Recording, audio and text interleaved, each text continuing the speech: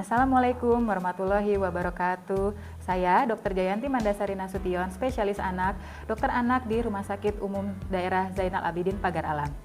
Jadi, hari ini kita akan membahas tentang tuberkulosis pada anak.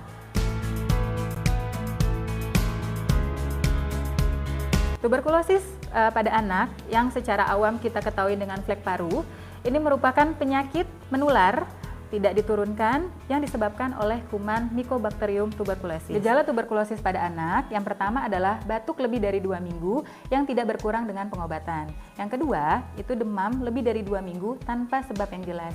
Yang ketiga, berat badan anak itu menetap atau berkurang dalam waktu 2 bulan.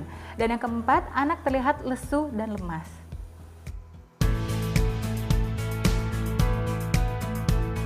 Jadi, pertama kita harus tahu, kalau batuk penyebabnya karena TB, kita lihat pertama dari dahak.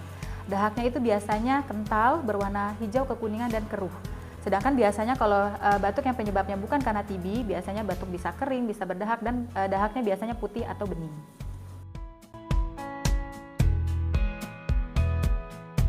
Oke, jadi TB pada anak itu dia tidak menularkan, walaupun untuk saat ini bisa menularkan. Mengapa dia tidak menularkan? Karena bakteri pada sekret lendir pada anak-anak itu sedikit, sehingga perkembangan bakterinya pun juga tidak akan banyak.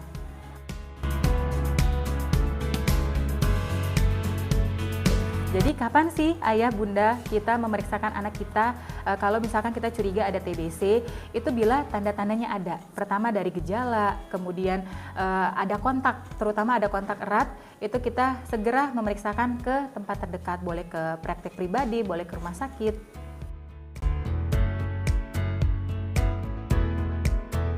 TB pada anak itu bisa disembuhkan. Nah, untuk penyembuhannya itu dengan cara meminum obat secara teratur dan sesuai dosis. Untuk TB paru yang ringan, pemberian obatnya selama 6 bulan, dan untuk yang TB yang di ekstra paru itu dengan pengobatan selama 12 bulan. Dan cara meminum obatnya itu pada saat perut kosong.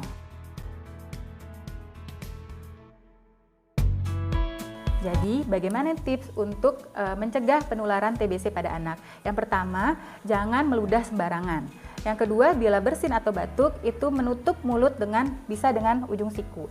Kemudian yang ketiga, membatasi interaksi sosial. 4, mengkonsumsi makanan yang seimbang. Dan yang terakhir, bisa mengurangi kontak dengan orang yang menderita TBC. Jadi, ayah bunda, kita harus mengenali tuberkulosis pada anak dan dengan pengobatan yang tepat. Zero TB 2030. Terima kasih, RSUD Zapa melayani dengan sepenuh hati.